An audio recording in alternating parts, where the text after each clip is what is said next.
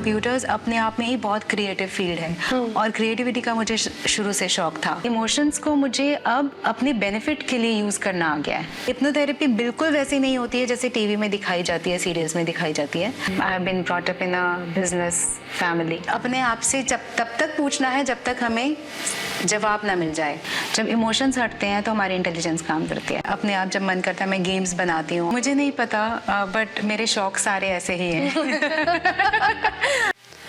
नमस्कार, आरंभ के इस एपिसोड में आप सभी का स्वागत है। जैसा कि आप सभी जानते हैं कि हम एक खास सीरीज़ कर रहे हैं जिसका नाम है नारी शक्ति, और उसमें हम कई ऐसी स्त्रियों को आपके सामने लेके आ रहे हैं जो एक स्ट्रॉन्ग वुमेन है और अपने दम पे कुछ करना चाहती हैं और कर रही हैं ऑलरेडी। तो आज भी हमारे साथ एक स्पेशल गेस्ट है जिनका नाम है जसदीप कौर। जसदीप कौर जी, कैसा लग रहा है हमारे शो में आके? बहुत अच्छा लग रहा है सर दी।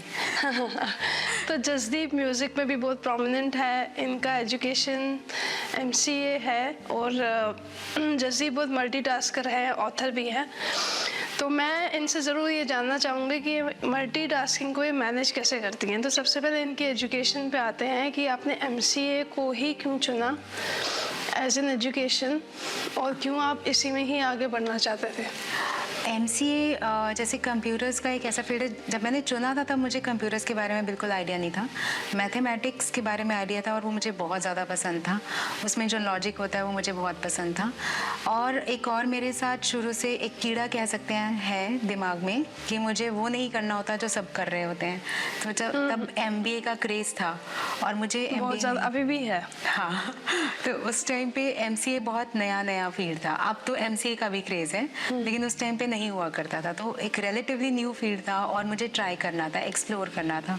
तो उसकी वजह से मैंने MCA किया। जैसे एंट्रेंस वगैरह काफ़ी होता था तो काफ़ी मेहनत करके आई गॉट थ्रू। एंड जब मैंने करना शुरू किया तो मुझे पता चला कि कंप्यूटर्स अपने आप में ही बहुत क्रिएटिव फील्ड है और क्रिएटिविटी का मुझे शुरू से शौक था बहुत ज़्यादा। और जो भी क्रिएटिव एंडेवर्स होते थे मुझे बहुत पसंद थे, चाहे वो आर्ट्स में हो, इवन यहाँ पे चाहे ये साइंस के का ही एक फील्ड माना जाता है, लेकिन इसमें क्रिएटिविटी की कोई कमी नहीं है। प्लस लॉजिक, जो कि आप म्यूजिक में भी देखते हो, जैसे पैटर्न्स होते हैं, ताने होते हैं, वो सारे पैटर्न्स पे बेस होते हैं। तो वो लॉजिक वो भी यहाँ पे भी है। तो इसीलिए कंप्यूटर्स मुझे बहुत आज भी फैसिनेट करता है। आज भी मैं अपने आप जब मन करता है मैं गेम्स बनाती हूँ और मुझे बहुत मज़ा आता है। अच्छा, मतलब आप इसको कैसे परस्यू करते हैं? मतलब जब आप गेम्स बनाते हैं सो क्या क्या चीज़ें, क्या प्रोसेस उसका होता है, वो अगर आप अपन बताना चाहें तो। मतलब पहले तो हम एक प्रॉब्लम लेते हैं। जैसे अगर मैं बात करती हूँ टिक टैक टो, जो सबने खेली हुई है गेम, तो टिक टैक टो में एक ग्रिड होगी। तो उस ग्रिड के अंदर हम कैसे मूव कौन सी मतलब ऐसे बनाएं कि जो सामने प्लेयर है, जैसे कंप्यूटर प्लेयर है और एक और प्लेयर है जो भी खेल रहा है, वो उस प्लेयर से कंप्यूटर ने जीतना है। तो हमें एक पैटर्न बनाना होगा, ऑटोमेटिकली एक लॉजिक ऐसा बनाना होगा कि जो भी वो मूव खेल रहा है एक काउंटर मूव हमारे पास उसके होने चाहिए। तो उसके स्टेप्स लिखते हैं हम, एल्गोरिथम डिज़ाइन करते हैं कि अगर उसने ये मूव लिया तो हमें क्या मूव हमारे लिए सूटेबल होगा और हमारे विनिंग ट्रिपलेट्स क्या क्या हो सकते हैं और वो उसमें आता है कि नहीं आता। तो इसमें बहुत स्ट्रैटेजी बनानी पड़ती है and then we can write the program for that game. अच्छा, आपने कोई ऐसा कोई गेम एट प्रेजेंट बनाया हुआ है? हाँ, मतलब जैसे टिक टैक टो की बात करें, वही बनाया हुआ है मैंने। मैथ स्टिक्स की गेम बनाई हुई है। तो जब भी मुझे कुछ मन करता है तो मैं इस तरह से कोई लेती हूँ प्रॉब्लम और उसकी गेम बनाती हूँ। अच्छा, उसके बाद आप इसको आगे ले जाना चाहते हैं इसी काम को? कभी आपने सोचा हो कि मैं इसको एज अ बिजनेस रन करूं? नहीं, मैं ऑलरेडी नहीं कर रही हूँ, लेकिन दिमाग में था कि शायद कभी ऐसा कुछ गेमिंग का सोचूंगी मैं।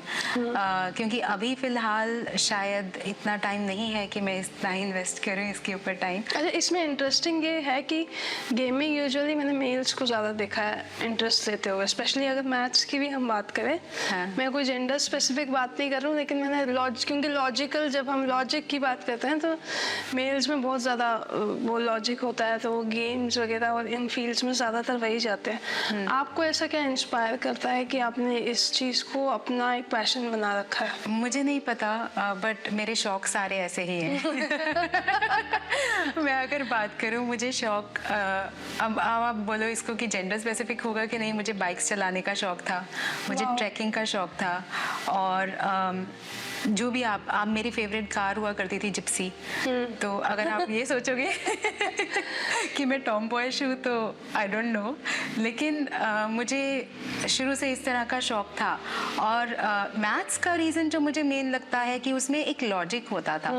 उसमें हम सोचते थे अपने, जैसे दिमाग के घोड़े दौड़ाना कहते हैं ना, कि अगर ये प्रॉब्लम है इसको हम सॉल्व कैसे करें। तो वो प्रॉब्लम सॉल्विंग वो मुझे बहुत मज़ा देता है। And I love solving puzzles and challenges. वो एक शौक है ये मेरा। आपके पर्सनल लाइफ में भी आप करते रहते हैं? बहुत ज़्यादा। कभी कभी मुझे लगता है मैं कोई चैलेंजेस क्रिएट। सिचुएशन जिससे आप सेटिस्फाइड नहीं हो, सपोज आपके सामने कोई सिचुएशन आती है जो आपके कई बार ये लगता होगा आपको कि मेरे फेवर में नहीं है, तो उसके साथ में लॉजिकली डील कैसे किया जाए? मुझे अगर कभी लगता है कि कोई सिचुएशन ऐसी आ गई मेरे सामने जो मेरे फेवर में नहीं है, और मुझे जो बहुत बार ऐसा होता है कि मेरे को तोड़ देती है और मुझे लगता है कि मैं तो फंस गई यहाँ पे पूरी तरह से, उसके बाद मुझे एक सोल्यूशन जो लगता है, जो सबसे ज़्यादा मैं यूज़ करती हूँ, उस सिचुएशन से दूर हो जाओ, अपने आप को वहाँ से थोड़ा हटा लो। और जब आप अपने आप को हटा लेते हो, जब आप पूरे इनग्रॉस्ड उसमें नहीं होते हो, तब आपका दिमाग के अंदर से इमोशंस थोड़े जो उसके ऊपर इतने हावी हुए होते हैं उस टाइम के, तो क्या आपको लगता है, सॉरी मैं इंटरप्ट कर रही हूँ, क्या आपको लगता है ये एस्केपिज्म है? नहीं, दिस इज या नॉट, फिर ये इग्नोरेंस है? it's not ignorance, neither it's escapism. It's just buying yourself that space and time where you can think without your emotions. Okay. And जब आप practical towards that situation yes, कि ये है acceptable yes, और इसको हम अपनी तरह से रिजॉल्व करेंगे। yes. और तब हम रिजॉल्व कब कर सकते हैं? जब इमोशंस हमारे वहाँ से हट जाएं। जब इमोशंस हटते हैं तो हमारी इंटेलिजेंस काम करती है। म्यूजिक एक ऐसी चीज़ है जिसमें अगर इमोशन ना हो तो वो संगीत निकलता नहीं है मेरे हिसाब से। जी। जब तक आपके पास भाव ना हो कोई भी गाना गाने का, तब तक वो गाना आपके मन से, आपके अंदर से निकलता नहीं है। बिल्कुल। अब एक तरफ से आप इतने लॉजिकल हैं और एक तरफ से म्यूजिक आपका पैशन, तो ये जो मल्टीटास्किंग है ये आप कैसे मैनेज करते हैं, ये मैं जानना चाहूँगा। मैं बहुत हद तक, काफ़ी ज़्यादा एक्सटेंट तक मैं अपने आप को इमोशनल ही मानती हूँ, क्योंकि मुझे छोटी सी चीज़ बहुत खुश कर देती है और छोटी सी चीज़ बहुत दुखी भी कर देती है। और इसी रीज़न की वजह से जो इतना ओवरवेलमिंग इमोशंस मेरे अंदर है, इसी की वजह से मैं डिप्रेशन तक गई भी थी।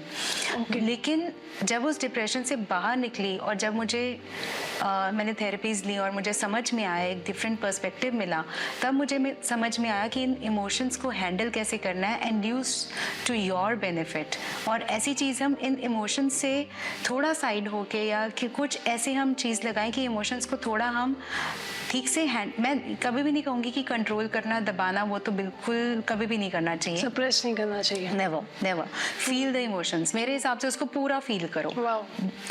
मैं दुखी हूँ ना, तो मैं रोऊंगी, चिल्लाऊंगी भी, सब कुछ करूंगी, और फिर उसके बाद मैं अपने आप को बोलूंगी अब कर ले, अब अंदर से आने दो, अब क्वेश्चंस आएंगे मेरे अंदर से, ये क्यों हुआ, ऐसा क्या चीज़ थी जिसकी वजह से हुआ, इसको मैं कैसे कर सकती हूँ ठीक, इसका और कोई तरीका हो सकता है क्या। जब मैं अपने आप से बहुत सारा क्वेश्चंस आंसर्स पूछती हूँ, तब मुझे इसका एक सोल्यूशन आता है और फिर मैं उस पर अप्लाई करती हूँ। तो इसलिए इमोशंस को मुझे अब अपने बेनिफिट के लिए यूज़ करना आ गया है।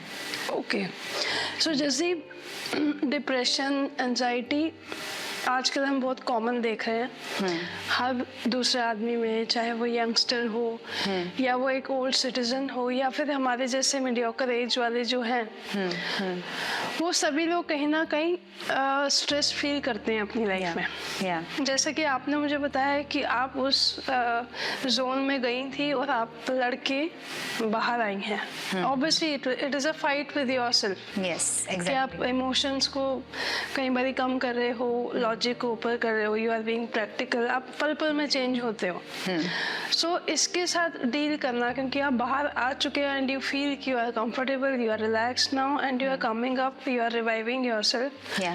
तो औरों को आप क्या इससे मैसेज देना चाहेंगे जो लोग ऐसे सिचुएशन में जाते हैं और बाहर आना उनके लिए कहीं ना कहीं मुश्किल होता है? मेंटल इलनेस का मतलब है कि आपके जो लर्निंग्स हैं, जो आपके चाइल्डहुड से बने हुए हैं, आपका एक ज़िंदगी जीने का नज़रिया बन चुका है।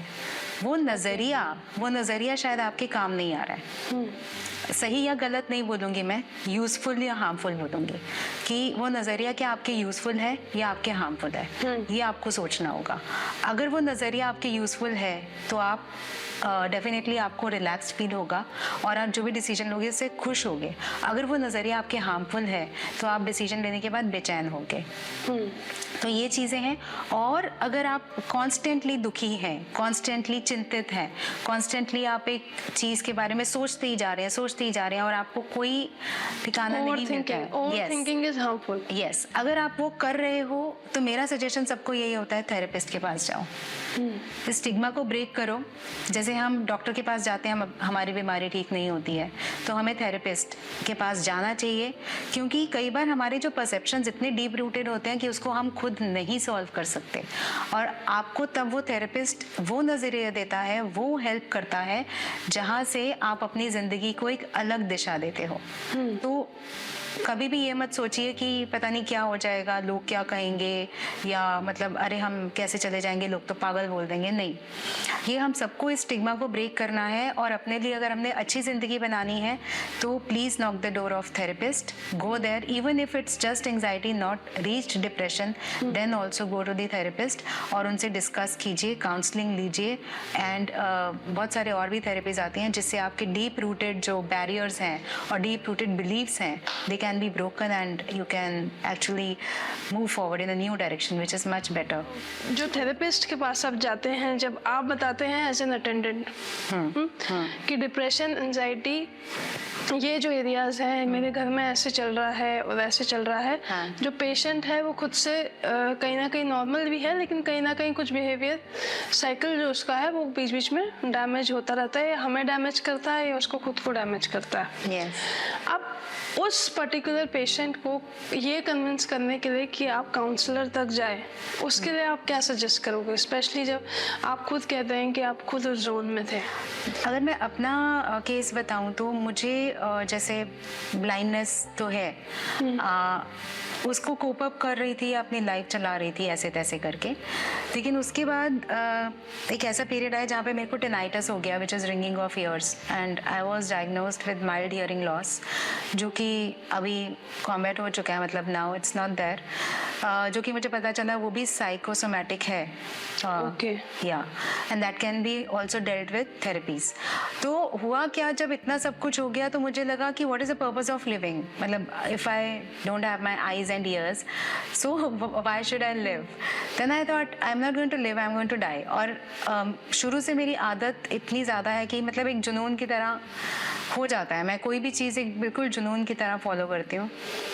अब हुआ क्या, जब मुझे लगा I don't want to die, तो वो भी मैंने जुनून की तरह फॉलो किया, और मैंने गूगल पे पूरा रिसर्च कर डाला कि what is the best way of committing suicide, और मैंने बहुत ज़्यादा रिसर्च किया, एंड मैंने सुइसाइड अटेम्प्ट भी किया, and I was hospitalised. When I was hospitalised I was in ICU, and I saw in front of my eyes, तो नहीं बोल सकती, I was hearing everything because I can not see. तो जिस तरह से लोग वहाँ पे किस कंडीशन में थे, एंड अंकल एक थे जिनको इतना भी होश नहीं था कि ऑक्सीजन का मास्क उनके लगा रहे हैं और वो हटा रहे हैं उसको, मतलब उससे पहले मैं इतना बुरा कंडीशन था, मेरा 2 महीने में सोई भी नहीं थी। It was a very very very very very bad situation for me because of इतना थिंकिंग, ओवर थिंकिंग बोल दो, एंग्जाइटीज बोल दो, इस हद तक चली गई थी। और मेरा कंडीशन इस तरह का हो गया था कि मेरे आसपास सब लोगों को पता तो चल रहा था कि there is some problem and she is not sleeping, she is always sad. तो वो जब मैंने सुइसाइड वहाँ पे अटेम्प्ट किया, और उससे पहले इनफैक्ट मैंने साइकेट्रिक मेडिसिन ली ज़रूर थी अपने भाई के सजेशन पे। उसने मुझे बोला कि when it is not working for you, you have to go for medicine. तो मैंने ली ज़रूर थी, लेकिन मुझे कुछ फ़ायदा नहीं हुआ था उसका।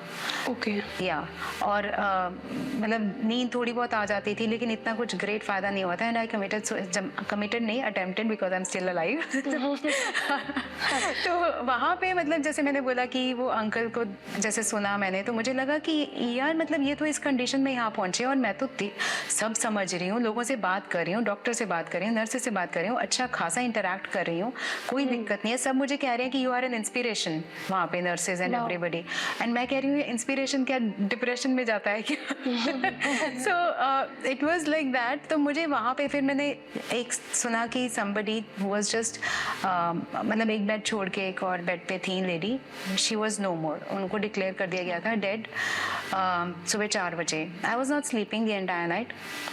लेकिन जब ऐसा बोला गया तो फिर मुझे अचानक से लगा, मैंने क्या कहा, मरना तो है यार एक दिन, चलो थोड़ा जी के देख लेते हैं। तो उस टाइम पे फिर मैंने सोचा कि नहीं कुछ और देखते हैं। लेकिन मेरा ये टू एंड फ्रो चलता रहा कि मरेंगे जिएंगे मरेंगे जिएंगे, लेकिन एक और डायरेक्शन भी मिल गई थी। तो मैंने साइकोलॉजिस्ट ढूंढने खुद शुरू किए। I researched it on the net, जबकि इतना ज़्यादा कोई घर में नहीं बोल रहे थे, सब कह रहे थे हो जाएगा अपने आप, थिंक अपना प्रोसेस चेंज करो। और मुझे लगा कि क्यों नहीं हो रहा ना अभी तक भी, तो ऐसे कैसे हो जाएगा। किसी ने मेरे को रोका भी नहीं, उसने सबने बोला जो करना है करो। और मैंने फिर 3-4 साइकोलॉजिस्ट ट्राई किए। फिर फाइनली एक थेरेपिस्ट मुझे समझ में आए जिनसे मैंने बहुत लंबा ट्रीटमेंट लिया, सॉरी, एंड 1 साल लगा मुझे to come out of that depression. और एंग्जाइटीज़ वगैरह के लिए भी ट्रीटमेंट चलता रहता है, वो अभी भी मैं थेरेपीज़ एंग्जाइटीज़ का बीच में लेती हूँ। ओके, थेरेपीज आपको कैसे हेल्प करती है, मतलब कोई सेशंस आप लेते हैं? एग्जैक्टली। उस सेशंस में थोड़ा सा अगर आप उस पर हाईलाइट करना चाहें। ज़रूरी है। अगर हमारे कोई कोर बिलीव्स हैं, उन कोर बिलीव्स के साथ हम अपनी ज़िंदगी चलाते हैं ऑटो पायलट मोड में। मतलब हम 90% और मोर देन दैट जो भी हम करते हैं अपनी लाइफ में, दैट इज़ ऑटो पायलट, जो कि सबकॉन्शियस माइंड भी जिसको कहा जाता है। कॉन्शियस डिसीजंस हमारी लाइफ के बहुत कम होते हैं। तो हमारे सबकॉन्शियस में इतना कुछ छुपा हुआ है जो हमें खुद को नहीं पता नहीं होता या और वो कोर बिलीफ सब उस पे 2 तरीके से वर्क किया जाता है। पहला तरीका ये कि काउंसलिंग की जाए, आपको दूसरा नज़रिया दिखाया जाए कि ये भी पॉसिबिलिटी है। अब वो पॉसिबिलिटी दिखाएंगे तो आपके कोर बिलीफ से वो क्लैश करेगा, वो कॉन्फ्लिक्ट आएगा। अब वो कॉन्फ्लिक्ट आएगा तो आपके जो कोर बिलीफ्स हैं, जो आपको बैरियर्स की तरह हैं, वो बैरियर्स को जैसे हिप्नोथेरेपी के प्रोसेस से और इन सब चीज़ों से वहाँ तक पहुँचा जाता है, आपके सबकॉन्शियस माइंड तक, और उन बैरियर्स को वहाँ से हटाया जाता है। ओके। एंड हिप्नोथेरेपी बिल्कुल वैसी नहीं होती है जैसे टीवी में दिखाई जाती है, सीरियल्स में दिखाई जाती है। मैं ये भी क्लियर कर दूं, लोगों को बहुत डर लगता है कि पता नहीं काउंसलर तो हमसे पता नहीं क्या करवा लेंगे हिप्नोथेरेपी करके, तो या थेरेपिस्ट नहीं, ऐसा कुछ भी नहीं होता है। You are totally in control of yourself और आप जो भी चाहे कर सकते हैं। सिर्फ ये होता है कि आपका कॉन्शियस को थोड़ी देर के लिए रेस्ट पे डाल दिया जाता है, that is with your consent. Okay. अगर हम नहीं चाहेंगे कि हमारे ऊपर हिप्नोथेरेपी मतलब हम चाहते हैं कि कोई हमारे पे हिप्नोथेरेपी ना कर पाए, तो वो नहीं कर पाएगा। हम ही कंसेंट देंगे तभी हिप्नोथेरेपी कर पाएगा। और उस टाइम पे जब उन पैटर्न्स को फिर लूजन अप किया जाता है और उनको फिर रिलीज किया जाता है। ओके। एंड अब जब आप मेडिसिन की बात करना चाह रहे हैं, क्योंकि मैंने कहा कि इन मेडिसिन के साइड इफेक्ट्स जैसे weight is one thing, weight loss भी होता है एंड शायद वेट गेन भी होता है। Exactly. And eating habits suddenly आपके चेंज हो जाते हैं, आप ओवर ईट करने लग जाते हैं सडनली। यस, और भी बहुत सारी प्रॉब्लम्स हो जाती हैं। और भी बहुत सारी प्रॉब्लम्स हैं। तो मेडिसिन कितना, कहाँ तक, कितना परसेंटेज तक आपको इसमें हेल्प करती है, और मैक्सिमम मतलब आपको क्या लगता है कि therapies are more helpful और slight medicines are also required? मैं ये बोलूँगी, अगर आपकी कंडीशन बहुत ज़्यादा ख़राब है जैसे मेरी हो चुकी थी, मेडिसिन लेनी चाहिए। मेडिसिन आपको वो रिलैक्स करेंगी जो आपके नर्व्स इतने ज़्यादा मतलब एक तरह से जैसे कहते हैं ना कि जद्दोजहद में पूरा आपका नर्वस सिस्टम है, अब उसको जो इमीडिएट रिलैक्सेशन है वो आपको मेडिसिन ही देती है। एंड लेकिन वो मेडिसिन क्या करेगी, अब वो मेडिसिन जो है वो आपके केमिकल्स को बैलेंस करने की कोशिश करेगी, लेकिन आपका माइंड आपके केमिकल्स को ऑलरेडी एक दूसरे डायरेक्शन में भेज रहा है कॉन्स्टेंटली, और मेडिसिन दूसरी डायरेक्शन में भेज रही है कॉन्स्टेंटली। तो वो मेडिसिन इसलिए साइड इफेक्ट करती है क्योंकि वो आपके बॉडी में और कॉन्फ्लिक्ट पैदा करती है। लेकिन जब आप मेडिसिन को कंबाइन करते हो विद थेरेपीज, तो उस टाइम पे क्या होता है कि जो आपका पॉजिटिव एक माइंडसेट बनाने की कोशिश थेरेपिस्ट कर रहे होते हैं और मेडिसिन उसको बैकअप कर रही होती है, तो उसके साइड इफेक्ट होने के बजाय उसका पॉजिटिव इफेक्ट्स होते हैं। Okay. And then finally after some time जब थेरेपिस्ट को लगता है कि अब आप काफ़ी बैलेंस हो चुके हो, तो आपके मेडिसिन को स्टॉप कर देते हैं। अच्छा, वो सडन स्टॉप कर देते हैं? नहीं, slowly they taper it of. Okay, या फाइन। सो म्यूजिक इन चीज़ों में कितना हेल्प करता है? क्योंकि मुझे पता है कि आप एक फाउंडेशन भी चला रहे थे, आप बहुत बड़े लेवल पे इवेंट्स भी कर रहे थे एंड अच्छे उसमें आर्टिस्ट भी आते थे और अच्छे लेवल पे काम हो भी रहा था और अच्छे चैनल्स भी आपको कवर करने आए थे। सो आपने वो चीज़ अभी अपनी लाइफ में रोक दी है या आप फिर उसको रिवाइव करने की कोशिश करें? And as we are talking about depression, anxiety, तो इसमें म्यूज़िक कितना हेल्प करता है? दोनों चीज़ें, दो सवाल है, पहले आप जिसका जवाब देना चाहें। अच्छा, ओके। तो पहले मैं, जैसे हम पहले उसी की बात कर रहे थे, डिप्रेशन एंजाइटी की, तो मैं बताती हूँ आपको। अगर मैं अपने केस की बात करूँ तो मैं ये बोल सकती हूँ कि म्यूज़िक आपको, जैसे एक मिसबिलीफ बोल दूँगी मैं शायद इसको, कि म्यूज़िक आपको बहुत हेल्प करेगा। नहीं, म्यूज़िक आपको तब हेल्प करेगा अगर आपका म्यूज़िक के साथ पॉजिटिव एसोसिएशन है। ओके। अगर आपका म्यूज़िक के साथ नेगेटिव एसोसिएशन है तो म्यूज़िक आपको बिल्कुल भी हेल्प नहीं करेगा, वो आपको ख़राब भी कर सकता है आपको, क्योंकि हमारी लाइफ एसोसिएशन से ही चलती है। तो अगर आपको म्यूज़िक हेल्प कर रहा है, try it's one of the things that you can try as a therapy. अगर आपको म्यूजिक हेल्प कर रहा है, आपको लग रहा है कि सच में हेल्प कर रहा है, गो फॉर इट। लेकिन होता क्या है, मैं आपको बताती हूँ म्यूजिक में क्यों कई लोगों को लगता है कि मुझे फ़ायदा हुआ। उसका मेन रीज़न ये होता है, जब आप अगर म्यूजिक प्रैक्टिस करते हैं और आप अच्छा गाने लग जाते हैं, लोग आपकी तारीफ करते हैं, तो आपकी जब लोग तारीफ करते हैं, जो आपके अंदर की जो वर्थलेसनेस है वो थोड़ी देर के लिए छुप जाती है। एग्जैक्टली। और वो तारीफ अगर आपकी कंटिन्यूस चलती रहे तब तो ठीक है, लेकिन जहाँ पे जिसने बुराई कर दी तो आपकी वर्थलेस लग जाता है। हाँ, तो वर्थलेसनेस आपकी डबल हो जाती है। तो म्यूजिक पर से नहीं, आपका माइंड ही आपका हेल्प करता है। म्यूजिक आपको एक तरह से थोड़ी देर के लिए, जैसे जो आप दुखी है उससे आपको हटा सकता है। अगर आपकी पॉजिटिव एसोसिएशन है तो आप उसको एज अ साइड समथिंग, जैसे हमने मेडिसिन की बात की ना, उसी तरह से अगर आपका पॉजिटिव एसोसिएशन है तो उसको आप एज अ सपोर्टिंग फैक्टर आप जरूर यूज कर सकते हैं, but don't rely on it. Okay. तो जसदीप, क्योंकि हम लोगों ने डिप्रेशन, एंजाइटी को लेके मैं एक बात और कहना चाहूँगी। जब भी मैंने देखा है, मेरे कई सारे फ्रेंड्स हैं, आपके बारे में भी मैंने ये देखा है, सडनली जब लोग इस जोन में आने लग जाते हैं, वो पब्लिक से कहीं ना कहीं डिस्कनेक्ट हो जाते हैं एंड स्पेसिफिकली वो फटाफट से फेसबुक अपना डिसअपेयर कर देंगे, व्हाट्सएप डिसअपेयर कर देंगे। बस सारा एग्रेशन जो है वो बेचारे डिजिटल मीडिया पे निकल जाता है। और फिर वो जो उनके साथ कोई अगर एसोसिएशन होती है, जो आदमी की एसोसिएशन या किसी की भी एसोसिएशन होती है, वो बेचारे ढूंढते रहते हैं तो वो कहीं मिलता ही नहीं है। So why to get disconnected from social media ही, क्यों लोग उससे ही क्यों एकदम से डिस्कनेक्शन हो जाता है लोगों का? लोग उसी के कारण डिप्रेस्ड हैं या कोई और फैक्टर है? देखिए, मैं ये कहूँगी कि डिप्रेशन को एनहांस ज़रूर कर सकता है सोशल मीडिया, क्योंकि जैसे हम डिप्रेस्ड होते हैं, ऑलरेडी हमारी वर्थलेसनेस इतनी हाई होती है, होपलेसनेस इतनी हाई होती है, और उसके अंदर अगर आप देख रहे हो कि everybody is flourishing and you are not able to do anything, या आप ऐसी जगह पे फंस चुके हो, आप पहले होपलेस हो और आप और होपलेस होने लग जाते हो। तो दो चीज़ें हो सकती हैं। अगर आपने कॉन्शियस डिसीजन लिया है सोशल मीडिया से हटने का, देन इट्स गुड कि आपने थोड़ी देर के लिए ब्रेक ले लिया कि चलो ठीक है। लेकिन बहुत टाइम ये अनकॉन्शियस डिसीजन होता है। जब हम डिप्रेशन में जाते हैं तो हमें किसी से भी इंटरेक्ट करने का मन नहीं करता, बिल्कुल नहीं करता है। और सारा टाइम, क्योंकि मैंने आपको बोला ना, अगर मैं सुबह उठती थी तो मेरे दिमाग में ये होता था, अच्छा आज मैं अपने आप को मारूंगी। तो मैं अपने सारा दिन मैं ये सोचती थी कि मैं कौन सा ऐसा तरीका सोचूं, कब घर में ऐसा टाइम होगा जब मेरी तरफ किसी की नज़र नहीं जाएगी, कब ऐसा होगा जब मैं बिल्कुल अकेली होंगी, कौन सा वाला तरीका यूज़ करूँ, क्या पंखे से लटक जाऊँ या क्या करूँ, या ये करूँ या वो करूँ। मतलब डे एंड नाइट मेरे साथ ये थॉट चल रही है। तो मैं इस थॉट के साथ इस टाइम पे मैं किसी से क्या बात करूँ, और ये बात मैं किसी को बता भी नहीं सकती।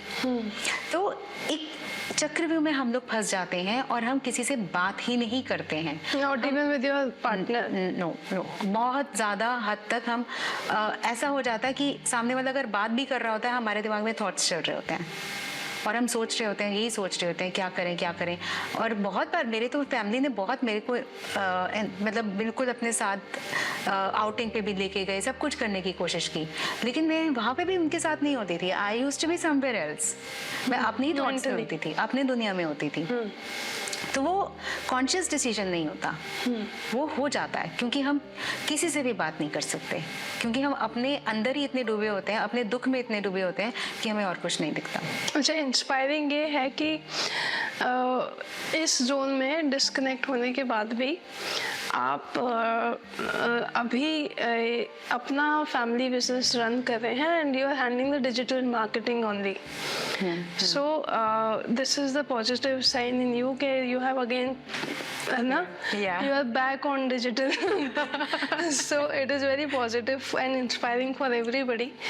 So digital marketing कितना important है किसी भी स्टार्टअप के लिए, और क्यों ज़रूरी है, क्यों करना चाहिए? डिजिटल मार्केटिंग स्टार्टअप के लिए तो ज़रूरी है ही है, लेकिन किसी भी एग्जिस्टिंग बिजनेसेस हैं उनके लिए भी अगर आप अपना प्रेजेंस बनाना चाह रहे हो, क्योंकि होता क्या है कि ब्रांडिंग, जैसे आपको कौन जानता है, मे बी आपके सर्कल में कुछ लोग आपको जानते हैं, लेकिन जो डिजिटल स्पेस है, depending on what kind of business you are doing, और उसमें जो डिजिटल स्पेस है वो आपको बहुत हेल्प करता है आपकी विजिबिलिटी दिखाने में। जैसे मैं आपको एक एग्जांपल देती हूँ, बिकॉज हमारा B2B बिजनेस है, we are into manufacturing and fabrication. Okay, तो मेटल का काम है सारा।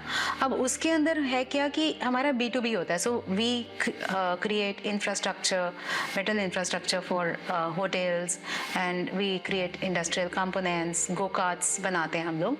तो आप देखोगे कि इन सब में सारा B2B है, business to business. Then you have to find out कि डिजिटल मार्केटिंग स्पेस में आपके लिए बेस्ट प्लेटफॉर्म कौन सा है, और वो हमने डिसाइड किया कि लिंक्डइन इज समथिंग जो कि B2B में बहुत अच्छा है, but if you want to go for something like a B2C, then I think Instagram is very good. So you have to find your space, digital space के अंदर, जहाँ पे आपको अपनी presence बढ़ानी है, and then जहाँ तक मुझे लगता है कि connect right people to with your page, with your account, और right people को connect करो और keep on posting about yourself so that they come to know that you are doing these things. And बार बार जब वो आपका नाम देखते हैं, बार बार जब देखते हैं कि प्रोफेशन मेटल क्राफ्ट, बार बार देखेंगे okay now they have done this also, अच्छा ये प्रोजेक्ट किया and this is how they are doing it, and जब वो आपके बारे में बार बार सुनेंगे तो उनके दिमाग में वो नाम, जैसे होता है ना, कबीर जी बोलते थे, रसी आवन जाते सिर पर परत निशान।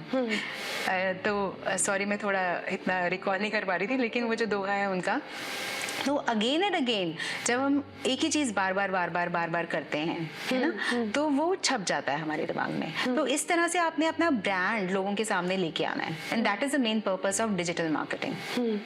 तो आप ब्रांडिंग और प्रमोशंस उस पर कैसे करते हैं, क्या टाइम ड्यूरेशन रहता है, कैसे आप शूट करते हैं, कैसे होता है सब? या सो जनरली हम क्या करते हैं कि वीडियोस, अब तो बहुत ईजी है, फोन से वीडियोस बन जाते हैं, तो वीडियोस हम बना के रख लेते हैं। जैसे अगर अभी हमने एग्जीबिशन भी किया था, तो एग्जीबिशन में हमने अपना प्रोडक्ट भी डिस्प्ले किया और साथ साथ में हमने उसके लिए वीडियोस भी बनाए काफ़ी सारे, वहीं पे भी वीडियोस बनाए, और जैसे हम प्रोडक्ट के बारे में एक्सप्लेन करते हुए वीडियोस बनाए। फिर हमने जैसे मैन्युफैक्चर होता हुआ प्रोडक्ट, उसके वीडियोस बनाए। तो इस तरह की चीज़ें हम बार बार करते रहते हैं कि जो अगर हमने कोई प्रोजेक्ट किया है तो उसके वीडियोस हम बना के रख लेते हैं। अभी हमारा होटल लीरॉय में हमने काम किया है, वो पूरा फाइनल कर दिया हमने, तो वहाँ जाके हमने वीडियो बनाया कि this is what we have made. अब जब आप उसके वीडियोस बना लेते हो तो फिर अब वीडियो एडिटिंग वगैरह हमारे पास टीम है, वो वीडियो एडिटिंग करती है, एंड उसको फिर हम लिंक्डइन में डालते हैं, फेसबुक में डालते हैं, यूट्यूब पे डालते हैं, सारे प्लेटफॉर्म्स पे। इसके अलावा आप आर्टिकल्स लिखते हैं, you have to write about yourself, story लिखनी है। अब वो स्टोरी में जितना पर्सनल टच होगा, it is even more better information. तो हमारा अभी करंट स्ट्रैटेजी है, दैट इज़ मंडे को हम इंफॉर्मेशन डालते हैं, that is informational article. Wednesday को हम डालते हैं वीडियो, जो भी हमें उस टाइम पे, जैसे अगर हम होटल के ऊपर फोकस करें तो उसी पे के डालेंगे एंड देन फ्राइडे को हम will be talking about a story, maybe एक एम्प्लॉय जिसने पूरा प्रोजेक्ट हैंडल किया उसके बाद वो that she is going to talk about yes okay wow या सो कितना इम्पैक्टफुल है ये, कितना आपको अभी हमने इसको बिल्कुल रिसेंटली स्टार्ट किया, हमने इसको 15th जनवरी को ही स्टार्ट किया था एंड हमारे काफ़ी सारे कनेक्शंस अभी बनते जा रहे हैं एंड जो हमने कनेक्शंस ही बनाने स्टार्ट किए दैट इज़ जस्ट 1 month अभी, और हमारे 61 कनेक्शंस तो बिल्कुल ऑर्गेनिक वो हमारे बन चुके हैं and it is like continuously every day we are growing in it and जितना हमारा नेटवर्क बढ़ता जा रहा है मतलब कभी कभी हमें लग रहा है कि it's going to be really good thing, mainly because we are expanding also, एक और यूनिट खोल रहे हैं ओके सो इसकी वजह से हम मार्केटिंग पे बहुत ज़्यादा फोकस कर रहे हैं, दैट इज़ वाई और we are getting good results we are अभी यहाँ से हमें एक पहला क्वेरी भी आई BHEL में, उनको कोई रिक्वायरमेंट चाहिए जो कि बिल्कुल जैसे कहते हैं ना कि सिर्फ और सिर्फ लिंक्डइन से आई थी, okay so that is one good thing that we are seeing that there are positive results and that too in a very short span of time. सो अगर आपका मैं पूरा प्रोफाइल देखूं, आपने किसी के अंडर काम ना करने के बजाय कुछ अपना जो है आपका हमेशा एंटरप्रेन्योर वाला थॉट रहा है Yeah. सो आपका एक म्यूज़िक फेस्टिवल भी होता था, एक फाउंडेशन भी थी Yeah. म्यूज़िक से रिलेटेड, फिर आप अब इसमें भी आ गए, ये भी एक तरह से ओनिंग अ बिजनेस ही है Yeah. So you could have opted a job also, तो आपने जॉब को क्यों नहीं प्रेफरेंस दिया और आपने ये क्यों सोचा कि अपना कुछ करना ही हमेशा बेटर है? मैं इसमें फिर से वही लर्निंग की बात करूँगी शायद, बिकॉज हमारा फैमिली बिजनेस था, I have been brought up in a business family. अच्छा, तो इसलिए वो हमेशा से ही वो business minded Yeah, thoughts. even though I worked for multinational company for 3 years, लेकिन मेरी visual impairment की वजह से I fell from the stairs and I had to leave it. लेकिन उसके बाद जब मेरा अपना decision लेना कि मैं अब क्या करूं, तो मैंने जॉब के लिए ट्राई भी किया एक्चुअली, लेकिन मेरा वो बन नहीं पाया उसके बाद बिकॉज मेरा विजुअल इम्पेयरमेंट था. तो फिर मुझे लगा कि रादर देन यू नो बार बार जाके मैं बोलूँ उनको कि मेरा ये प्रॉब्लम है but I can do it and they are not accepting me, तो no problem, I can do something of my own. हारूंगी तो हारूंगी, जीतूंगी तो जीतूंगी. वाह, वेरी गुड. इसी बात पे गाना हो जाए, हार जीत पे, अगर आप कुछ सुनाना चाहे. हार जीत बिल्कुल. जो सब करते हैं यारा वो क्यों हम तुम करें, यूं ही नफरत करते करते काहे को हम लड़ें, घर वालों से टीचर से भला हम क्यों डरे, यहाँ के हम सिकंदर चाहे तो रख ले सबको अपनी जेब के अंदर, अरे हमसे बच के रहना मेरे यार, बाप रे, नहीं बच के रहेंगे। समझे वो हमें तो क्या जाता है, हारी बाजी को जीतना हमें आता है. वाह यार, आप इतने दिनों से गा नहीं रहे हो लेकिन गा तो अच्छा ही रहे हो. तो आप जो आप सबरस करते थे ना, सबरस म्यूजिक फेस्टिवल, हाँ. क्या लर्निंग्स है अबाउट म्यूजिक? क्योंकि आजकल जब लोग सीखते हैं तो पता नहीं मार्केट में बहुत सारे म्यूजिकल गुरुज हैं जो एक लेवल तक तो आपको सिखा देंगे, उसके बाद वो कहीं ना कहीं वो ब्रेक हो जाता है, और या तो स्टूडेंट और गुरु वाला, या तो गुरु शिष्य परंपरा नहीं है उस वजह से है, या फिर स्टूडेंट्स बहुत जल्दी कुछ सीखना, रैपिडली कुछ सीखना चाहते हैं, उनके पास टाइम नहीं है, या सिखाने वाले के पास टाइम नहीं होता है. कुछ मैं जो आजकल देखती हूँ कि सिखाने का जो पैटर्न है वो बहुत ही अलग है. पहले के टाइम में लोग टाइम देते थे म्यूजिक को, मुझे आजकल वो चीज़ कहीं नहीं दिखती है. क्या आप मेरे से एग्री करते हैं कि वो ऐसा है कि नहीं है? सुरभि, एक्चुअली जितने भी आपने चीज़ें बोली ये सब है, जितना म्यूज़िक डिमांड करता है वो पुट इन करना सबके बस की बात है नहीं. मतलब जब मैं रियाज करती थी 3 घंटे 4 घंटे मुझे नहीं पता चलते थे कहाँ गए, और कई बार तो मुझे लगता था अरे इतना टाइम हो गया मैंने खाना भी नहीं खाया, ऐसे वाली हालत हो जाती थी. बिकॉज आपको अगर आप उतना पुट इन नहीं कर रहे हो तो म्यूज़िक में आप नहीं सीख सकते. अब लाइफ इतनी फास्ट पेस्ड हो चुकी है, अगर हम जैसे कहते हैं कि सब लोग वर्किंग है, जॉब कर रहे हैं, सुबह से निकलते हैं घर रात को पहुंचते हैं, कब म्यूज़िक करेंगे, बहुत मुश्किल है। और मैं उनकी गलती नहीं बोल रही हूँ, क्योंकि अपनी जो अर्निंग, जैसे कहते हैं ना, earning your bread is very important. और फिर कई लोग ऐसे भी होते हैं जो कि इतना मेहनत नहीं करना चाहते, they want quick results, and quick result music में आ नहीं सकता। और वो एक वो भी पॉइंट है। फिर अगर मैं एकेडमीज़ की बात करूं तो ज़्यादातर एकेडमीज़, जैसे जो मुझे भी बहुत प्रॉब्लम हुई थी, they keep on changing the teacher. जो आपने बोला ना, गुरु शिष्य परंपरा, कंटिन्यूटी नहीं होती है। तो उनको लगता है कि ये तो हमारे स्टूडेंट्स ले लेंगे, या इनसिक्योरिटीज़, या लड़ाई हो गई, या कुछ भी हो गया जिसकी वजह से teacher change, so every year they will change your teacher. तो वहाँ पे अच्छा, एक गुरुजी के साथ आपका सेट हो गया, फिर दूसरे के पास जाना, फिर उनका अलग स्टाइल, फिर वो क्या करेंगे, पहले वाले में तो प्रॉब्लम थी उन्होंने आपको ये सिखाया, ये तो ऐसे सीखते नहीं, तो वो भी एक प्रॉब्लम है। तो जब मुझे लगता है कि अगर हमें कोई गुरु मिल जाए जो कि हमें पूरा अच्छे से सिखाए, तो बहुत अच्छी बात होती है। लेकिन एक और प्रॉब्लम ये भी होती है कि गुरु भी उस लेवल का होना कि मैं तो सिर्फ देने के लिए ही हूँ। मैं अगर गुरु बना हूँ तो मैं यहाँ पे देने के लिए आया हूँ, तो मैं स्टूडेंट को सब कुछ दूंगा, उसमें उसके कुछ पर्सनल इंटरेस्ट ना आए, वो भी बहुत ज़रूरी है। तो ये सारी फैक्टर्स जब मिसमैच होते हैं तो फिर हमारे पास अच्छे सिंगर्स नहीं निकलते हैं। लेकिन अगर ये हमारे पास अच्छा डिसाइपल और अच्छे गुरु दोनों ही मिल जाएं और दोनों ही कुछ बनाने की कोशिश करें, तो बहुत ब्यूटीफुल चीज़ बनेगी। वाह, सो थॉट्स बहुत अच्छे हैं। मेरे ख्याल से इन्हीं विचारों के साथ हम अंत करेंगे, लेकिन जसदीप आपसे चाहेंगे, क्योंकि हमने डिप्रेशन पे बात करी, म्यूज़िक पे बात करी, हर किसी चीज़ का पॉजिटिव और नेगेटिव फैक्टर आपने दिया, और ये बहुत बैलेंस व्यूज़ हैं। तो आप जाते जाते यंगस्टर्स हो या ओल्ड सिटीजन्स हो या हमारे एज के लोग हो या हमसे थोड़े से बड़े हों, आप क्या सुझाव देंगे ऑन लाइफ गोल्स, मतलब कैसे जीना चाहिए, हाँ, कैसे बेटर वे में आप जी सकते हैं, क्या कहना चाहेंगे in few lines? Better way में जीने के लिए मेरे हिसाब से जो अभी मुझे समझ में आई है चीज़, वो सिर्फ यही है कि खुद को जानिए। सेल्फ इंट्रोस्पेक्शन बहुत ज़रूरी है।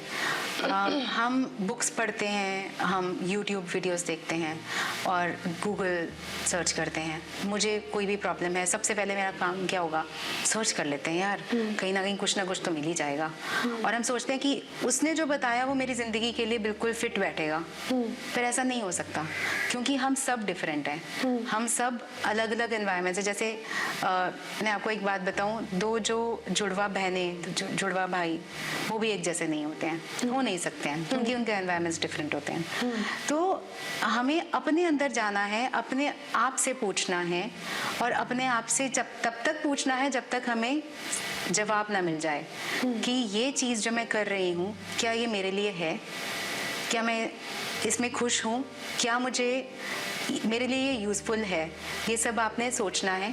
और गोल, मैं ये नहीं कहती कि एक परमानेंट गोल होना चाहिए, नहीं ठीक होता गोल, पहले वाला आपका नहीं सही था, बदल दो, कोई प्रॉब्लम नहीं है। Change is the only thing which is constant. तो बदलाव से मत डरिए, बदलिए, जब आपको ज़रूरत हो तो आप बदलिए भी, और जब आपको लगे कि मेरे लिए बिल्कुल सही है, तो आपको चाहे दुनिया का कोई भी इंसान बोल दे कि वो गलत है, लेकिन अगर आप अंदर से पूछ चुके हो अपने आप से कि आपके लिए सही है, तो आप कीजिए। वाह, सो इसी नोट के साथ हम इस एपिसोड का अंत करते हैं, और ऐसे कई से एपिसोड्स के लिए आप हमारा यूट्यूब चैनल ज़रूर सब्सक्राइब करें। Jasdeep, thank you for joining and we are really inspired. Thank you for having me with you.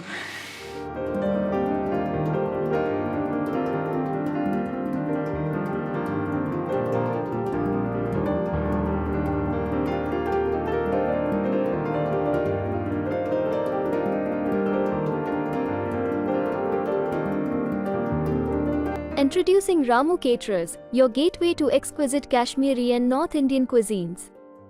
From fragrant Rogan Josh to flavorful dum aloo, indulge in the authentic tastes of Northern India. Impress your guests at your next event with our culinary masterpieces.